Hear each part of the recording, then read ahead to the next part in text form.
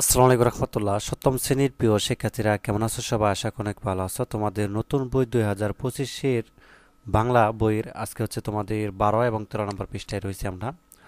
তো 12 নম্বর পৃষ্ঠায় তোমাদের অনুশীলনে কিছু প্রশ্ন দেওয়া আছে, অর্থাৎ লখা 21-এর যে গল্পটা আছে সেটা।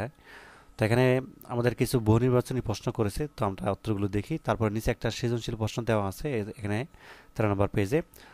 ঠিক আছে, এই সৃজনশীল প্রশ্নের উত্তরগুলো আমরা হচ্ছে দিয়ে দিব তোমাদেরকে ছোট করে। আচ্ছা, তাহলে এখানে দেখো আমাদেরকে বন্যপ্রাণী প্রশ্ন বলছে যে লখা কখন তার খিদের কষ্ট ভুলে যায়। কখন ভুলে যায়? ঘুমাতে গেলে, মাকে কাছে পেলে, নাকি খেলার সঙ্গী পেলে, নাকি প্রভাত ফেরির গান শুনলে। খ নাম্বারটা, অর্থাৎ মাকে কাছে পেলে। ঠিক আছে, লখাকে চোখ কান বুজে দৌড় শুরু করতে হলো, কারণ কি? কারণ হচ্ছে তাকে ফুল আনতে হবে। এই যে গ নাম্বারটা, তাকে ফুল আনতে হবে।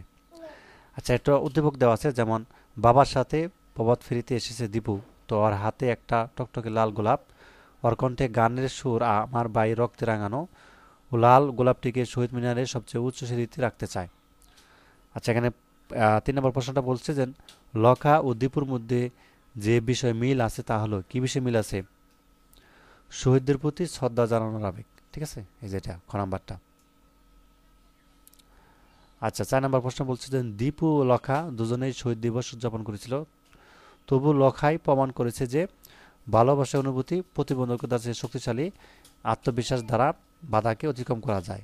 ক এবং, অর্থাৎ 1 এবং 2 দুটো মিলে হবে, মানে যে ক নাম্বারটা আনসার হবে। ঠিক আছে, তো এরপর হচ্ছে 13 নম্বর পৃষ্ঠা। দেখো একটা সৃজনশীল দেওয়া আছে তোমাদের লখা গল্পের, মানে লখার 21 গল্পে আর কি, আবক্কর থেকে লেখা।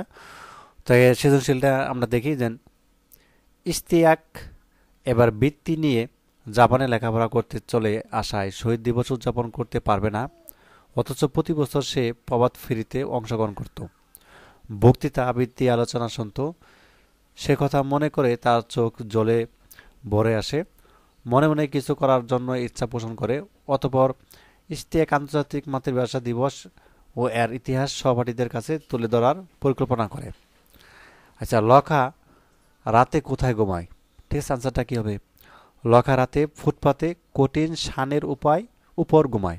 ঠিক আছে, লখা রাতে ফুটপাতে কঠিন শানের উপর ঘুমায়। খ নাম্বার, জিতে গেছি আমি, গর্বে বুক ফুলে উঠে লখার। কথাটির দ্বারা কি বোঝানো হয়েছে?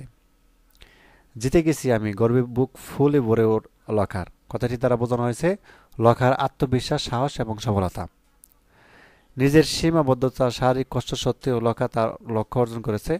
শহীদ মিনারে ফুল দেওয়ার জন্য সে রক্তলাল ফুল সংগ্রহ করতে গাছে উঠে নিজের শারীরিক আঘাতপ্রাপ্ত করেছে, তবু ফুল পেয়ে তার মনে হয়েছে সে এক বড় বিজয় অর্জন করেছে। এই বিজয় তার জন্য শুধু একটি ফুল সংগ্রহ নয়, বরং শহীদদের প্রতি শ্রদ্ধা জানাতে নিজের সাধ্যমতো চেষ্টা ও ত্যাগের প্রতীক। এটি তার আত্মতৃপ্তি ও সম্মানবোধের প্রকাশ।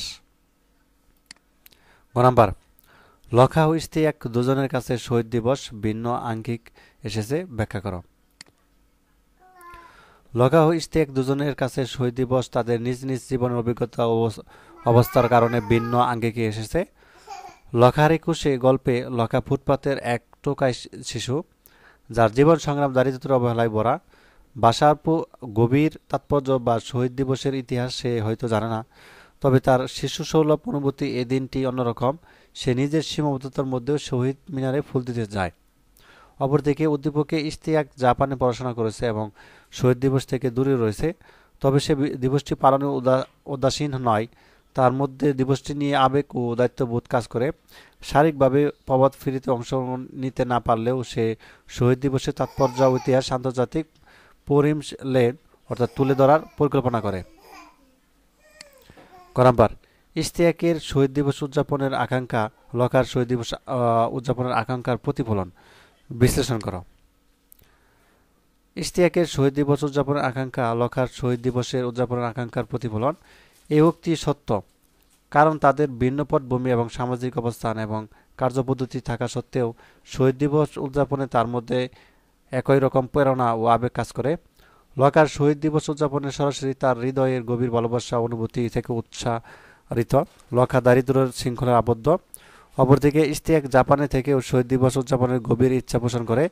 তার আকাঙ্ক্ষা হলো শহীদ দিবসের তাৎপর্য ও বাংলা ভাষার আন্দোলনের ইতিহাস আন্তর্জাতিক অঙ্গনে তুলে ধরা।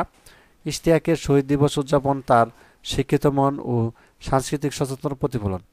লখা ইশতিয়াকের আকাঙ্ক্ষা ভিন্ন পন্থায় প্রকাশ পেলেও মূলত তারা একই লক্ষ্য বহন করে, শহীদ দিবসের প্রতি শ্রদ্ধা ও মাতৃভাষার প্রতি ভালোবাসা। ইশতিয়াকের পরিকল্পনা লখার সরল আবেগের পরিণতি ও আন্তর্জাতিক রূপ। তাই বলা যায় ইশতিয়াকের আকাঙ্ক্ষা লখার আকাঙ্ক্ষার বিস্তৃত এবং চেতনাপূর্ণ প্রতিফলন। আচ্ছা, তাহলে আজকের মতো এই ক্লাসটা এই পর্যন্তই। পরবর্তী পর্বে হচ্ছে আমরা মরু ভাস্কর, হাবিবুল্লাহ বাহার, এখান থেকে আমরা শুরু করব। ধন্যবাদ সবাইকে ভিডিওটি দেখার জন্য। আল্লাহ হাফেজ।